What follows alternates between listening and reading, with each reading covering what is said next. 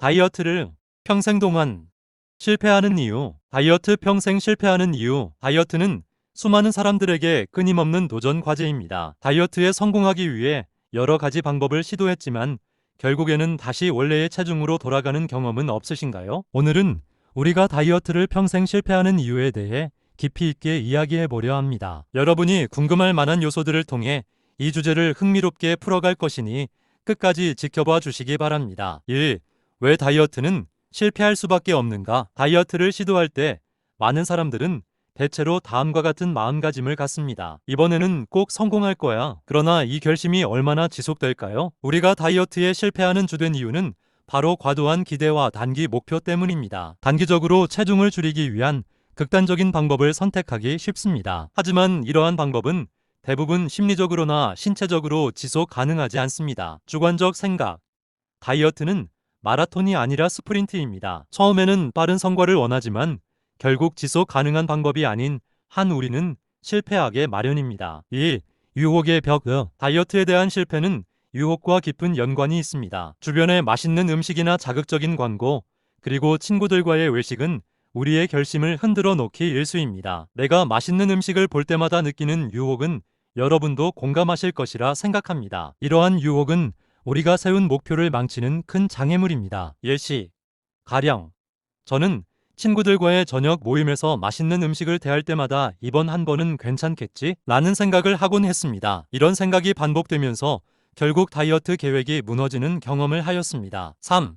심리적 요인과 다이어트. 우리가 다이어트를 할 때 자주 간과하는 것이 있습니다. 그것은 바로 심리적 요인입니다. 다이어트를 할 때의 심리적 압박감, 그리고 자신에 대한 비판적인 시선이 성공에 얼마나 큰 영향을 미치는지를 잊어서는 안 됩니다. 이러한 심리적 요인은 우리의 의지력에 영향을 미쳐 결국 다이어트를 포기하게 만듭니다. 주관적 생각.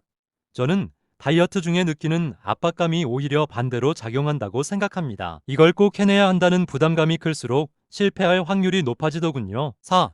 지속 가능성의 문제. 많은 사람들이 다이어트를 성공적으로 끝내고 난 뒤 그 유지가 어렵다는 것을 느낍니다. 식단 조절과 운동을 지속할 수 있는 환경이 마련되어 있지 않기 때문입니다. 일상생활에서 다이어트를 유지하기 위한 지원 시스템이 부족하다면 결국 다시 원래의 식습관으로 돌아가게 됩니다. 예시. 제가 몇 년 전 체중을 감량했을 때 주변에 지지와 격려가 있었지만 시간이 지남에 따라 그런 지원이 줄어들었습니다. 그 결과 저는 다시 이전의 식습관으로 돌아갔고 체중이 다시 늘어나는 경험을 하였습니다. 5.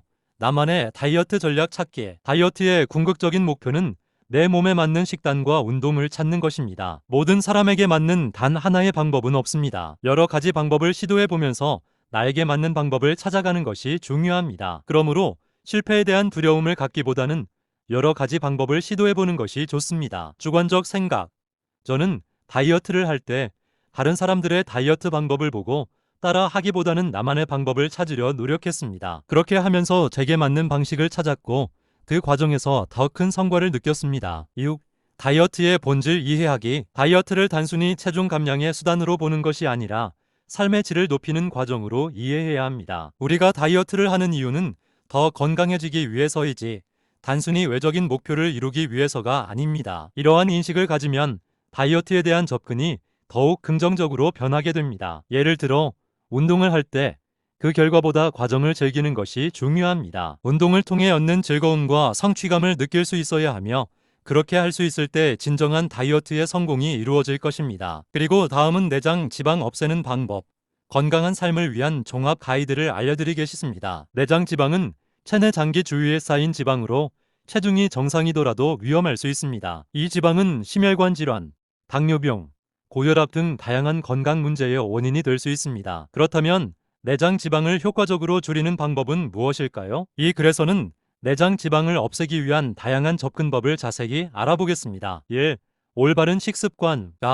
균형 잡힌 식단 구성은. 내장 지방을 줄이기 위해서는 식단이 매우 중요합니다. 균형 잡힌 식단을 통해 건강한 영양소를 섭취하고 불필요한 칼로리를 줄이는 것이 핵심입니다. 식사에는 신선한 과일, 채소, 전곡 및 단백질을 포함해야 하며 가공식품과 설탕의 섭취는 최소화해야 합니다. 전곡은 소화가 느리므로 혈당을 안정시켜주고 포만감을 증가시킵니다.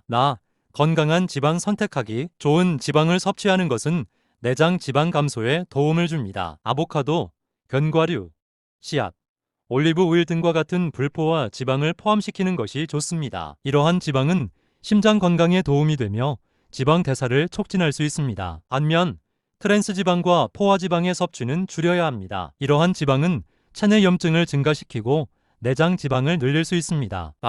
적절한 칼로리 섭취량 조절. 체중 감량을 위해서는 하루 섭취 칼로리를 조절해야 합니다. 하루 필요한 칼로리보다 적게 섭취하는 것이 중요하지만 지나치게 극단적인 칼로리 제한은 피해야 합니다. 대개 여성은 하루 1,200-1,800 칼로리를 기준으로 설정하되 개인의 활동 수준에 따라 조정해야 합니다. 2. 규칙적인 운동을. 유산소 운동의 중요성. 내장 지방을 줄이는데 유산소 운동이 효과적입니다. 유산소 운동은 심박수를 증가시키고 칼로리를 소모하게 해줍니다. 주 150분의 중강도 유산소 운동, 즉 걷기, 조깅, 수영, 자전거 타기 등의 활동을 권장합니다. 이러한 운동은 체지방 감소를 촉진하며 내장 지방에도 효과적입니다. 좋은 지방 선택하기. 좋은 지방을 섭취하는 것은 내장 지방 감소에 도움을 줍니다. 아보카도, 견과류, 씨앗, 올리브 오일 등과 같은 불포화 지방을 포함시키는 것이 좋습니다. 이러한 지방은 심장 건강에 도움이 되며 지방 대사를 촉진할 수 있습니다. 반면 트랜스 지방과 포화 지방의 섭취는 줄여야 합니다. 이러한 지방은 체내 염증을 증가시키고 내장 지방을 늘릴 수 있습니다. 적절한 칼로리 섭취량 조절. 체중 감량을 위해서는 하루 섭취 칼로리를 조절해야 합니다. 하루 필요한 칼로리보다 적게 섭취하는 것이 중요하지만 지나치게 극단적인 칼로리 제한은 피해야 합니다. 대개 여성은 하루 1,200-1,800 칼로리를 기준으로 설정하되 개인의 활동 수준에 따라 조정해야 합니다. 2. 규칙적인 운동을. 유산소 운동의 중요성. 내장 지방을 줄이는데 유산소 운동이 효과적입니다. 유산소 운동은 심박수를 증가시키고 칼로리를 소모하게 해줍니다. 주 150분의 중강도 유산소 운동, 즉 걷기, 조깅, 수영, 자전거 타기 등의 활동을 권장합니다. 이러한 운동은 체지방 감소를 촉진하며 내장 지방에도 효과적입니다. 근력 운동 포함하기. 근력 운동도 내장 지방 감소에 기여합니다. 근육량이 증가하면 기초 대사량이 증가하여 더 많은 칼로리를 소모할 수 있습니다. 주 2에서 3회의 근력 운동을 통해 주요 근육 그룹을 대상으로 운동하는 것이 좋습니다. 예를 들어 스쿼트, 데드리프트, 푸시업 등을 포함할 수 있습니다. 3. 스트레스 관리. 스트레스가 내장 지방에 미치는 영향. 스트레스는 코르티솔이라는 호르몬을 증가시키며 이 호르몬은 체내 지방 저장을 촉진합니다. 따라서 스트레스를 효과적으로 관리하는 것이 매우 중요합니다. 요가, 명상, 깊은 호흡 운동 등을 통해 스트레스를 완화할 수 있습니다. 이러한 활동은 정신적 안정과 함께 신체적인 건강에도 긍정적인 영향을 미칩니다. 충분한 수면. 수면 부족은 내장 지방 축적과 관련이 있습니다. 매일 7에서 9시간의 충분한 수면을 취하는 것이 내장 지방 감소에 중요합니다. 수면이 부족하면 호르몬 불균형이 발생하고 이는 식욕 증가와 체중 증가로 이어질 수 있습니다. 규칙적인 수면 패턴을 유지하고 잠자리 환경을 쾌적하게 만드는 것이 도움이 됩니다. 4.